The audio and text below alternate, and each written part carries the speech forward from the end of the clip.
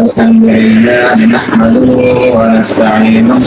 ونستغفره ونؤمن به ونتوكل عليه ونعوذ بالله من شرور أنفسنا ومن سيئات أعمالنا من يهده الله فلا مضل له ومن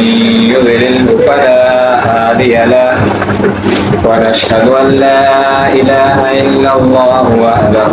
لا شريك له ونشهد أن محمدا عبده ورسوله أما بعد فأعوذ بالله من الشيطان الرجيم بسم الله الرحمن الرحيم يا أيها الذين آمنوا ادخلوا في السلم كافة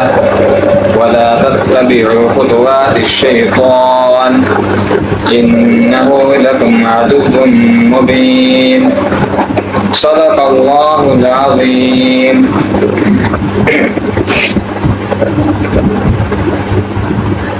قرآن پاک کی ایک آیت آپ کے سامنے تلاوت فرمائی ہے جس میں اللہ تعالیٰ بیان فرماتا ہے یا ایھا الذین آمنوا ادخلوا فی السلم کافۃ، اے ایمان والو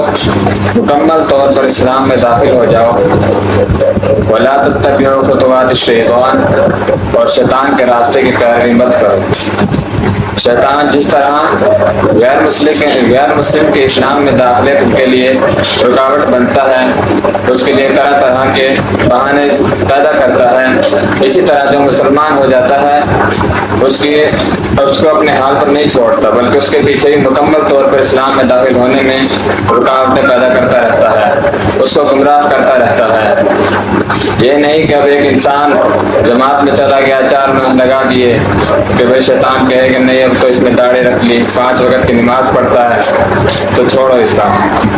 نہیں، وہ کہتا ہے جو مرضی ہو،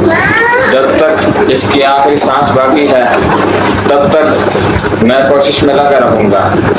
دنیا میں سب سے زیادہ محنت شیطان کر رہا ہے کہ کسی طرح اس مسلمان کو گمراہی کے راستے پر لے آؤں۔ آپ صلی اللہ علیہ وسلم فرماتے ہیں کہ انسان نیک عمل کرتا ہے، کرتے کرتے اس کے درمیان اور جنت کے درمیان صرف ایک بارش کا فاصلہ رہ جاتا ہے، اور تب شیطان کو اس سے کوئی ایسا عمل کرواتا ہے کہ وہ انسان جنت سے سیدھا جہنم کی طرف چلا جاتا ہے۔ کوئی کفریہ کلمہ کہہ دیا، غلط وصیت لکھ دی، کسی بیٹے کو جائیداد کے حصے سے طاق کر دیا، اس کو جائیداد کے حصے سے نکال دیا، اور بہت سے وجہ بن جاتی ہیں کہ جن کی وجہ سے انسان موت کے وقت میں جہنم کی طرف چلا جاتا ہے۔ اسی طرح اللہ تعالیٰ کہتا ہے کہ ایمان والوں مکمل طور پر اسلام میں داخل ہو جاؤ،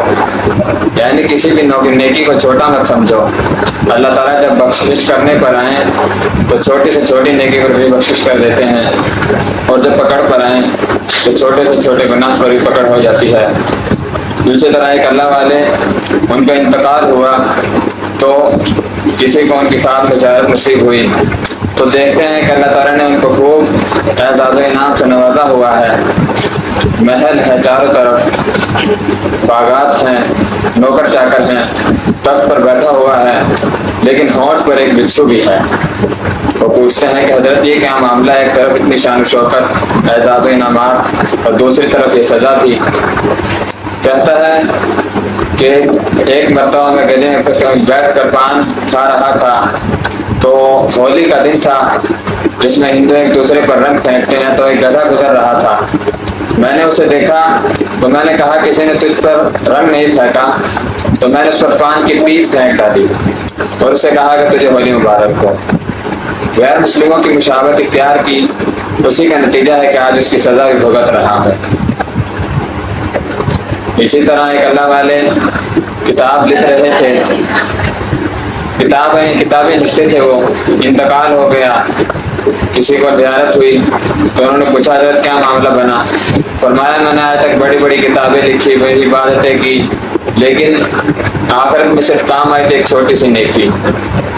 حساب کتاب کے وقت صرف ایک چھوٹی سی نیکی کام آئی کہ ایک مرتبہ میں کتاب لکھ رہا تھا تو ایک مکھی قلم کی نوک پر آ بیٹھی اور سیاہی کو چوسنے لگی۔ میں کچھ دیر کے لیے رک گیا کہ چلو کوئی بات نہیں، پیاسی ہے، پی لے گی، پیاس بجھ جائے گی۔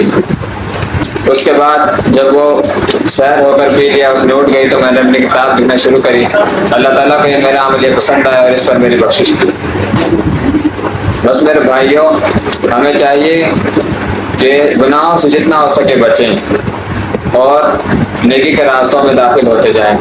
نیکی کو اختیار کرتے جائیں۔ اللہ تعالیٰ سے دعا ہے کہ اللہ تعالیٰ ہمیں دین کی صحیح سمجھ کے بعد اس پر عمل کرنے کی توفیق عطا فرمائے۔